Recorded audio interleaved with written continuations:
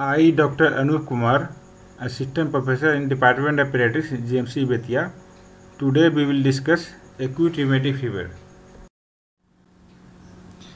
Rheumatic fever is immunological disorder initiated by group A beta hemolytic Streptococcus. Epidemiology: prevalence is around 0.5 to 1 per thousand. Most common age is 5 to 15 years. It is more common in underprivileged society where there is a overcrowding, undernutrition, there is biomass exposure. Prevalence is shown in India around 20 to 40 per lakh person. Child born in low income countries have high risk of developing rheumatic fever. Organism is group A Streptococcus. Group A streptococcal lesion leads to infections mainly by sore throat and have a latent period of around 3 weeks. And appearance of clinical features of acute rheumatic fever after 3 weeks occurs. Etiopathogenesis: there is a strong association between beta hemolytic streptococci and rheumatic fever. History of preceding sore throat is found in around 50% of children. Epidemics of streptococcal infection followed by there is high incidence of acute rheumatic fever. And some similar seasonal variation more common in winter season. Streptococcal infection causes reoccurrence of ARF in case of established rheumatic heart disease. Penicillin prophylaxis prevents the recurrence. ASO titer is elevated in more than 85% with acute rheumatic fever. Group A beta hemolytic streptococcus strains are M types 1, 3, 5, 6, 18 and 24. It causes pharyngitis and pharyngitis further leads to acute rheumatic fever and may cause rheumatic heart disease, and when it involves kidney it causes post-streptococcal glomerulonephritis PIGN. A skin infection by group A beta hemolytic streptococcus leads to PIGN. Pathogenesis: streptococcal cell wall carbohydrates, there is N-acetyl-glucosamine, cross reacts with anti-serum against human connective tissue. Streptococcal antigen leads to formation of antibodies against streptococcal antigen, and there is a similarity between streptococcal antigen and human connective tissue like cardiac muscle, associated muscle and vascular smooth muscle antigen leads to further damage of these muscles and leads to type 2 hypersensitivity reaction. There is two heat hypotheses. Heat 1 is cross reaction between epitopes on cell walls of streptococcus forms cross reacting antibody to host antigens. Heat 2 is T lymphocyte invasion. An antigen antibody complex at target site invites T lymphocytes to come out of vessels and stimulates local epithelial cells to become anti-SCOF cells around central fibrinoid degeneration, forming together a SCOF-GPL bodies. Targets of molecular mimicries are intracellular cardiac myosin, brain tubulin, extracellular laminin on the endothelial surface of valve, lysoganglioside and dopamine receptors in the brain. Streptococcal M protein extends from the surface of streptococcal cells as an alpha helical coiled dimer, shares structural homology with cardiac myosin and alpha helical coiled molecules such as tropomyosin, keratin, and laminin. Pathological lesions, Ascope nodules, fibrinoid degeneration, connective tissues, inflammatory edema, the inflammatory cells infiltration, proliferation of specific cells, pancreatitis in heart, arthritis in joints, Ascope nodules in subcutaneous tissue, basal ganglia lesion resulting in chorea. Ascope bodies composed of innate Ascope cells, swollen eosinophilic collagen surrounded by lymphocytes and macrophages. Pancreatitis lesions found in any layer of the heart. It is the pan, all layers are involved.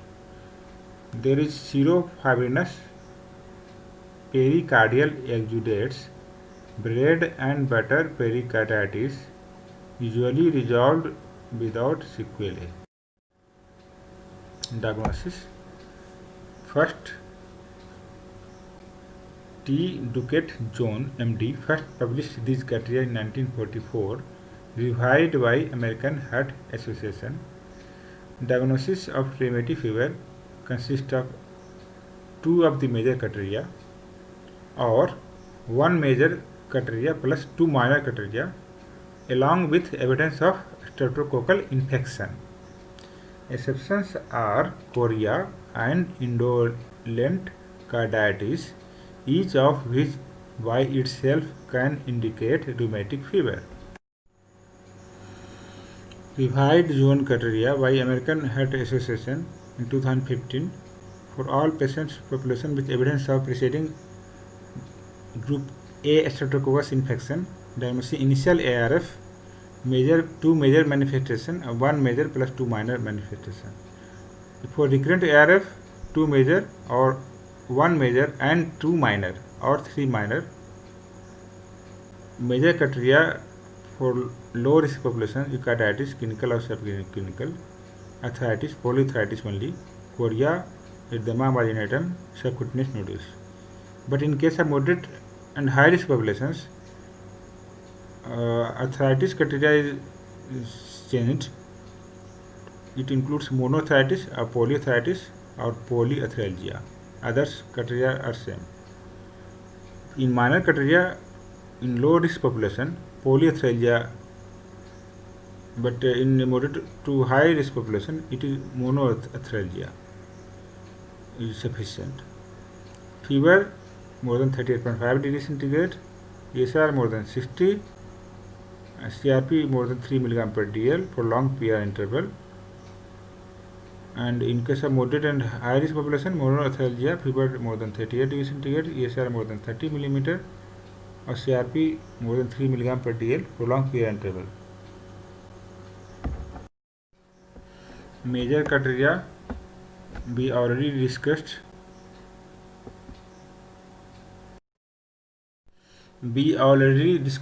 Minor criteria.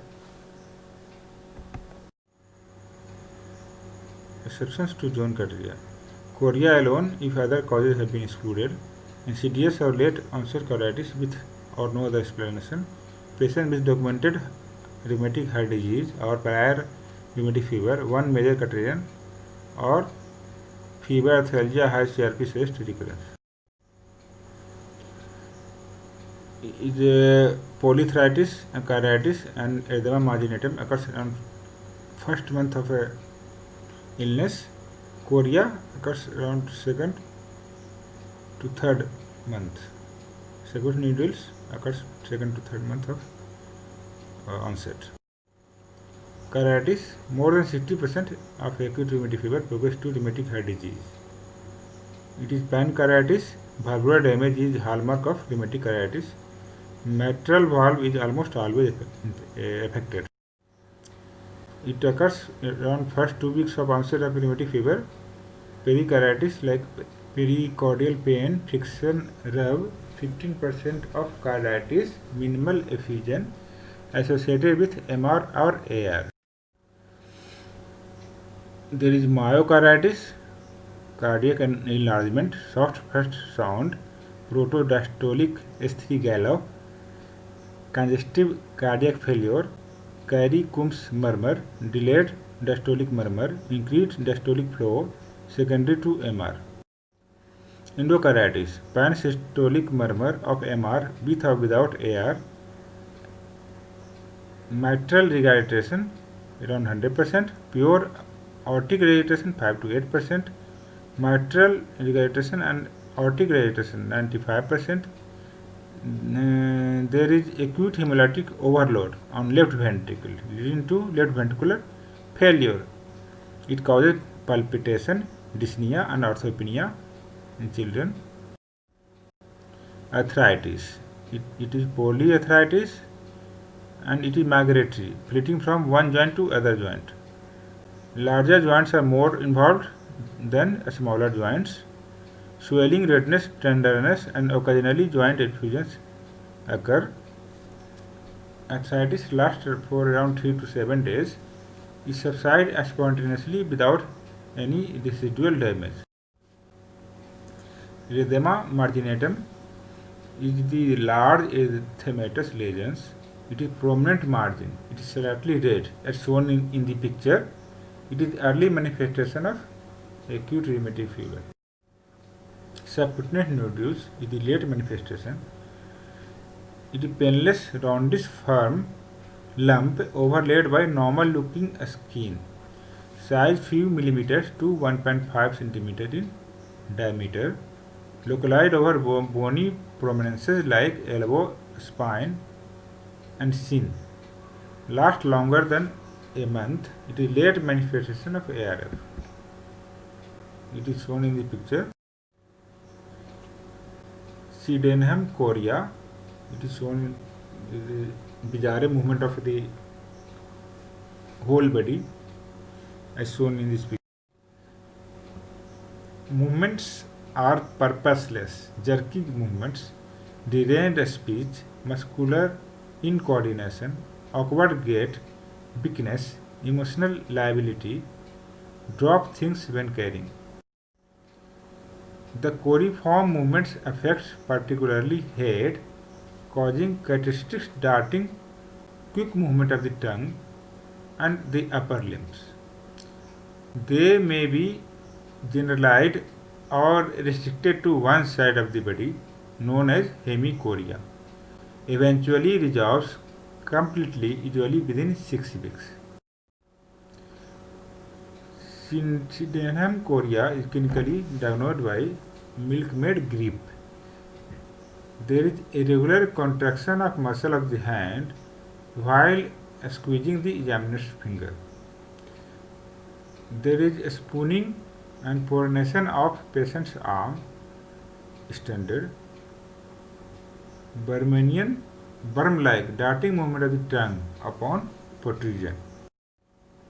Investigation. CBC shows leukocytosis. ESR is red. CRP is red. SO titer more than 200 units.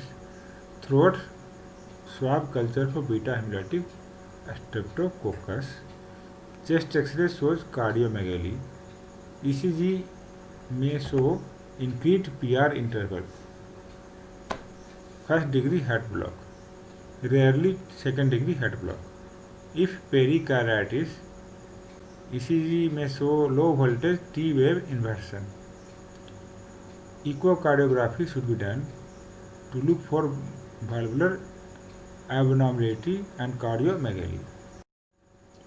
Differential diagnoses are juvenile rheumatoid arthritis, septic arthritis, sickle cell arthropathy, Kawasaki disease, myocarditis, scarlet fever, and leukemia. Treatment comprises of 4 steps. First step is primary prevention, eradication of streptococci. Step 2 is anti-inflammatory treatment by aspirin and steroids.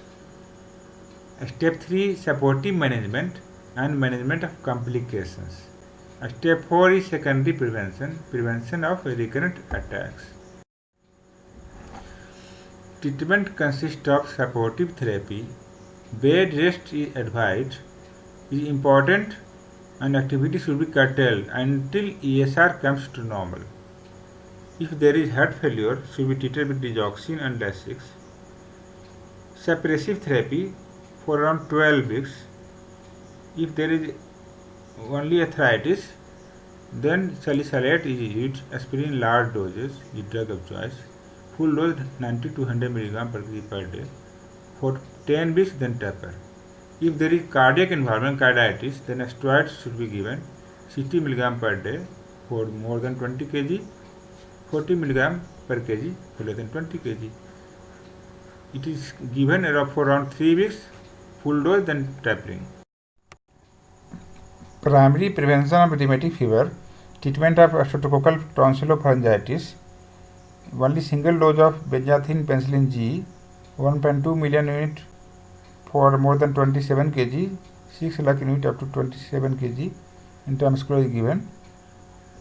Phenoxymethyl penicillin for children 250 mg twice daily for 10 days. For adolescent or adult 500 mg 2 times daily for 10 days. For individuals allergic to penicillin, erythromycin is given 20 to 40 mg per kg per day and 2 to 4 times per daily oral for 10 days. Alternative ethyl succinate.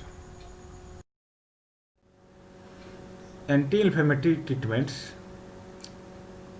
Suppressive therapy should be given for around 12 weeks. If there is arthritis, we already discussed, salicylate should be given. Doses already we discussed. Steroids for if there is carditis.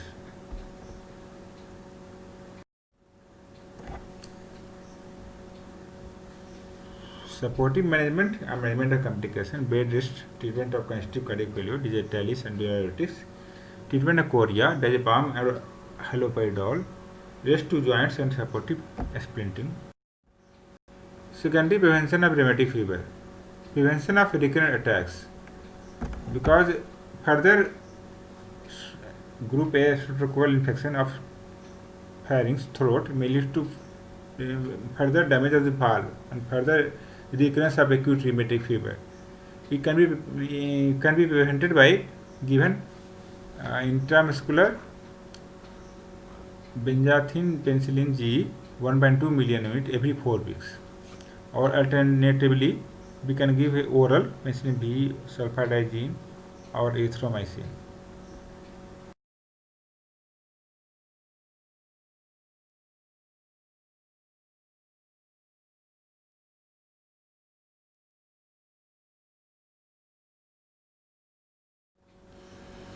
Duration of secondary rheumatic fever prophylaxis. If there is rheumatic fever with carditis and disease like persistent valvular disease, duration is at least 10 years since last residual heart episode, and at least until age of 40 years. Sometimes lifelong prophylaxis may be needed. Rheumatic fever with carditis, no residual heart disease. In that case, at least 10 years or well into adulthood, but whichever is longer. In this case, there is no any valvular disease. Rheumatic fever without carditis, in this case 5 years or until 21 years, whichever is longer.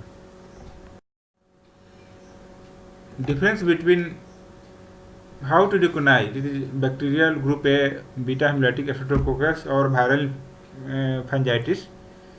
In group bacterial pharyngitis, there is sudden onset sore throat, pain on swallowing, fever more than 101 degree Fahrenheit, headache, nausea, vomiting, abdominal pain, cervical lymph nodes, pharyngeal and tonsillar edema and exudates may be there.